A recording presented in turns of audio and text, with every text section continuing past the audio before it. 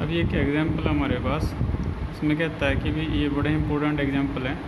इसमें कहता है भी यदि बिंदु ए बी सी और डी एक समांतर चतुर्भुज के शीर्ष इसी क्रम में मतलब पहले ए है, दूसरा बी है, तीसरा सी है और चौथा डी है।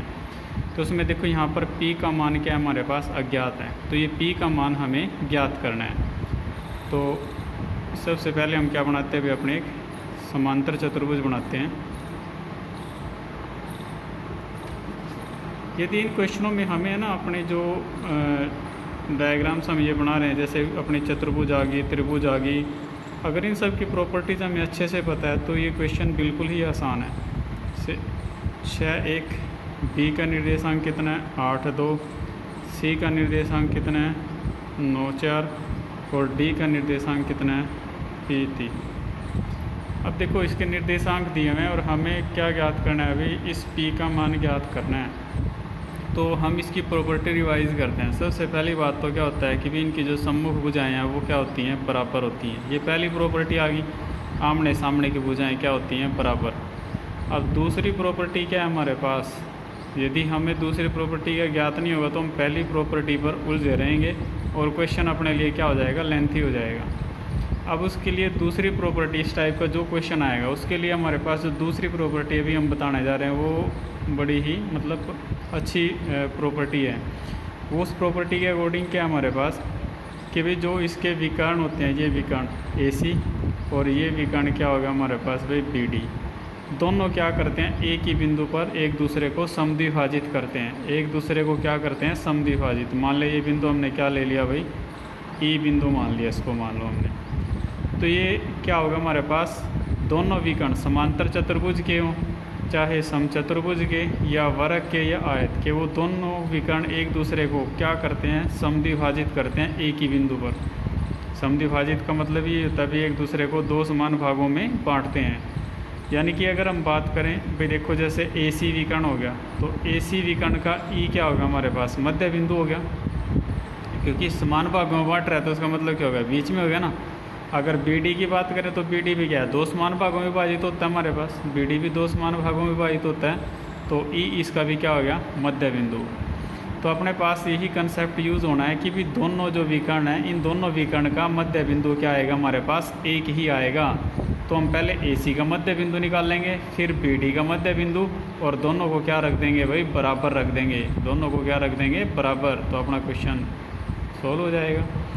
तो हम यहाँ पे क्या लिखते हैं अभी, सबसे पहले क्या लेते हैं हम, विकर्ण AC का मध्य बिंदु। तो मध्य बिंदु के निर्देशांक ज्ञात करने का फार्मूला आप सभी को पता है, बिल्कुल आसान है। x1 + x2 बटे कितना आएगा, 2, क्योंकि मध्य बिंदु का मतलब क्या होगा, 1:1 हो गया ना।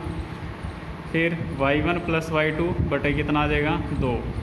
तो यहाँ कितना आएगा हमारे पास भाई, 6 + 9 बटे 2, क्योंकि यहाँ पर अपने पास जो x1 है, x1 कितना है 6 और x2 कितना है भाई 9। फिर y1 कितना है 1 और y2 कितना है हमारे पास भाई 4 है। तो 1 + 4 बटे कितना आएगा हमारे पास भाई 2। तो ये कितना बनेगा, 9 और 6 15, 15 बटे 2 और 4 और 1 5, 5 बटे 2। तो AC विकर्ण का मध्य बिंदु आ गया। अब हमें किसका निकालना है भाई, विकर्ण BD का मध्य बिंदु निकालना है। विकर्ण BD का मध्य बिंदु तो निकालो भाई, वो भी क्या आएगा हमारे पास। अब ये क्या होगा, BD है ना, x1 y1 हो गया और ये x2 y2। तो x1 क्या बनेगा, 8 + P बनेगा। क्या बनेगा हमारे पास भाई, 8 + P।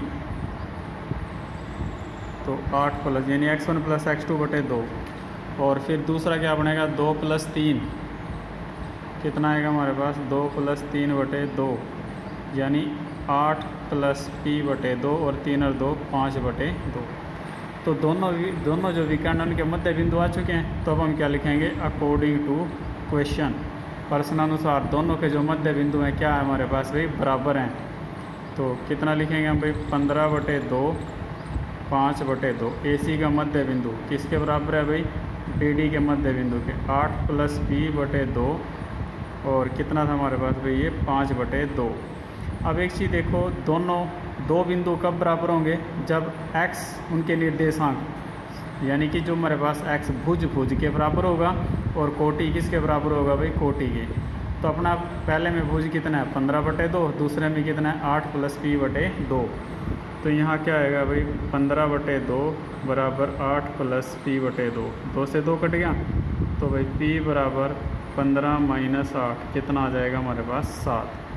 तो ये अपने पास क्या आ गया भाई, p का मान कितना आ गया 7। तो इस प्रकार का क्वेश्चन हमें ऐसे ही करना है, मध्य बिंदु निकाल के दोनों के, और मध्य बिंदु क्या है दोनों के बराबर हैं, तो उनको क्या रख देना है भाई, बराबर रख देना।